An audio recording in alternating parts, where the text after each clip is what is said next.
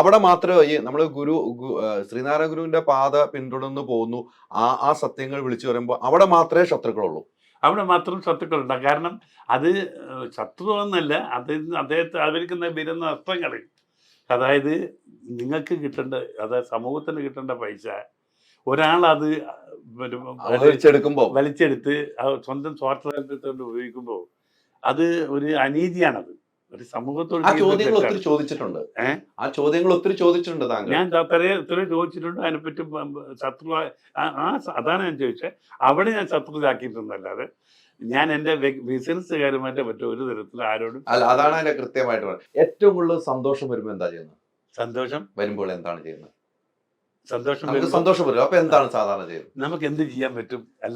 എല്ലാരും സന്തോഷിപ്പിക്കാൻ വേണ്ടി, എല്ലാവരും സ്നേഹം എനിക്ക് പറ്റാൻ വേണ്ടിയിട്ട് എനിക്ക് എന്ത് ചെയ്യാൻ പറ്റും ചിന്തിക്കും. ദുഃഖം വരുമ്പോൾ എന്നെക്കാളും കൂടുതൽ ദുഃഖിക്കുന്ന എത്ര പേരുണ്ട്.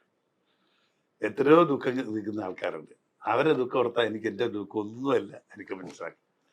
അതാണ് ദുഃഖം വരുമ്പോൾ നമ്മൾ അങ്ങനെ ദുഃഖത്തെ നമ്മൾ കണക്കിലെടുക്കാം. ദുഃഖത്തെ നമ്മളിത് പ്രപഞ്ചത്തിന്റെ ഒരു സത്യമായിട്ട് നമ്മൾ കണക്കാം. ദുഃഖം മരണമല്ലേ. ഏറ്റവും എൻ്റെ മകൻ മരണപ്പെട്ടപ്പോൾ ഏറ്റവും ദുഃഖം.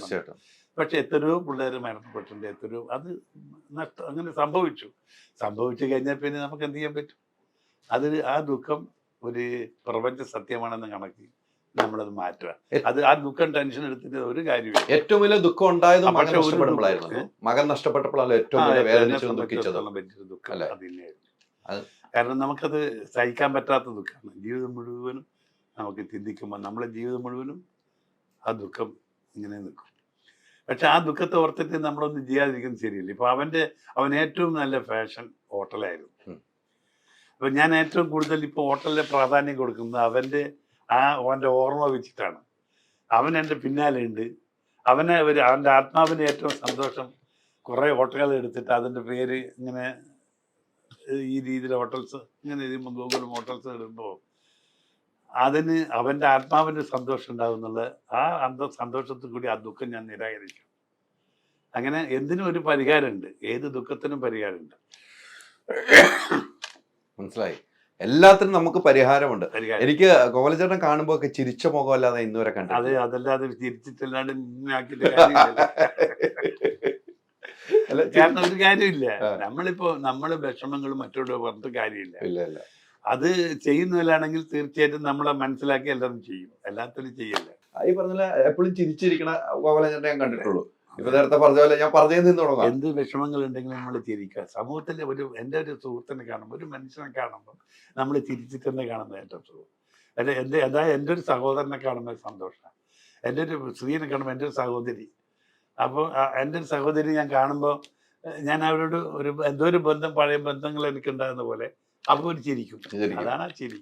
നേരത്തെ ഇപ്പൊ പറഞ്ഞു വെച്ചാൽ മോന്റെ ഇഷ്ടമാണ് ഹോട്ടല്. മരിച്ചുപോയ മോന്റെ ഇഷ്ടം. അപ്പൊ എപ്പോഴും നമ്മുടെ കൂടെ മരിച്ചിട്ടില്ല, മോൻ ഇങ്ങനെ മോനെ കൂടെ തന്നെ ചേർന്ന് നടക്കുവാണ് അല്ലെ? അതെ, അതാണ് നമ്മൾ ചിന്തിക്കുക. നമ്മൾ ഒരിക്കലും അവൻ മരിക്കുന്നില്ല, നമ്മളെ കൂടെ തന്നെ ഉണ്ട് എന്നുള്ള ചിന്ത ഉണ്ടായിരിക്കണം. അവനിപ്പം എൻ്റെ 5 കൊല്ലം അവൻ സ്വിറ്റ്സർലാൻഡിലായിരുന്നു. 5 കൊല്ലം സ്വിറ്റ്സർലാൻഡിൽ അവനുണ്ട് എന്നുള്ള മനസ്സിലല്ലാണ്ട് അവനെ കാണുന്നില്ലല്ലോ. അതുപോലെ ഏതോ നാട്ടിൽ അവൻ ചെയ്യുന്നുണ്ട്. പക്ഷെ അവന് വേണ്ടി ഞാൻ ഹോട്ടൽ ഉണ്ടാക്കുന്നത്, അവൻ്റെ വീടിന് വേണ്ടിയിട്ട്. അവൻ്റെ ആഗ്രഹം, അവൻ്റെ ആത്മാവിന്. കാരണം ഞാൻ 1 കൊല്ലത്തോളം അവൻ ഇവിടെ ഉണ്ടായപ്പോൾ 50 ഹോട്ടലുകൾ എനിക്ക് കാണിച്ചു തന്നെ. പല ഹോട്ടലുകൾ ഇങ്ങനെ ആയിരിക്കണം ഹോട്ടൽ, അങ്ങനെ ആയിരിക്കണം ഹോട്ടൽ. അപ്പൊ അവന് ഏറ്റവും കൂടുതൽ വലിയ ഫാഷൻ ഹോട്ടൽ. അവൻ പഠിച്ചതും സ്വിറ്റ്സർലാൻഡിൽ പോയി പഠിച്ചതും ഹോട്ടൽ കാറ്ററിംഗ്, MBA ഒക്കെ എടുത്തിട്ട് വന്നതാണ്. ഈ വൈഫ് കണ്ടോ? വൈഫ് എപ്പോഴും ഭയങ്കര സപ്പോർട്ടാണ്.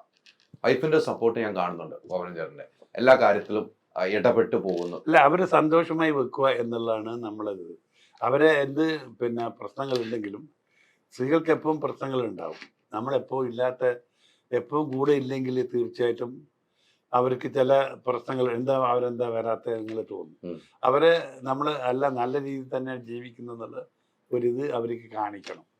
മനസ്സിലായില്ല? അത് കാണിക്കണമല്ല, നമ്മളത് അതേ പ്രവർത്തിച്ചാൽ, ഇനി അവരങ്ങനെ ചിന്തിച്ചാലും നമ്മൾ നല്ല രീതിയിലേ ജീവിക്കാവും. അത്രയാണ്.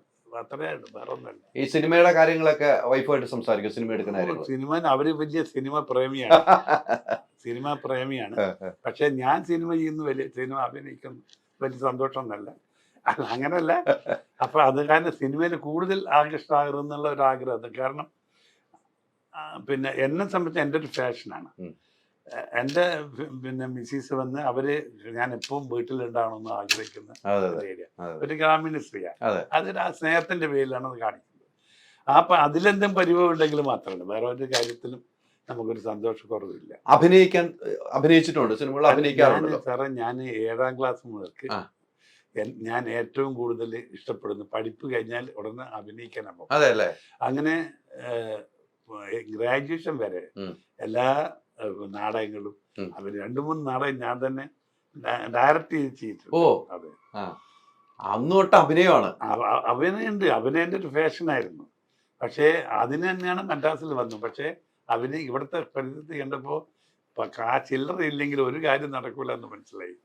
നമ്മൾ പറ്റണം. അപ്പം ജോലി തന്നെ ചെയ്തു. ജോലിൻ്റെ കൂടെ തന്നെ എൻ്റെ ആദ്യം ഞാൻ മെഡിക്കൽ റെപ്രസെൻറ്റേറ്റീവ് ആയിരുന്നു. അത് മാറ്റി, പിന്നെ മാറ്റിയല്ല, അതിൻ്റെ കൂടെ തന്നെ എൻ്റെ ചിറ്റ് ഫണ്ടിൻ്റെയും തുടങ്ങി. അത് വിപുലീകരണമായ ശേഷം എന്നെ ട്രാൻസ്ഫർ ട്രാൻസ്ഫർ ചെയ്തപ്പോൾ ഞാൻ എൻ്റെ ബിസിനസ് തന്നെ തുടങ്ങി, ചിറ്റ് ഫണ്ട് തന്നെ തുടങ്ങി. അച്ഛനായിട്ട് തുടങ്ങി വെച്ചതാണോ? അച്ഛനായിട്ട് അവിടെ തുടങ്ങിയിട്ടില്ല, ഞാൻ മദ്രാസ് തുടങ്ങിയല്ലേ. അച്ഛൻ നാട്ടിൽ കുറി വെക്കാറുണ്ട്, കുറി നടത്താറുണ്ട്.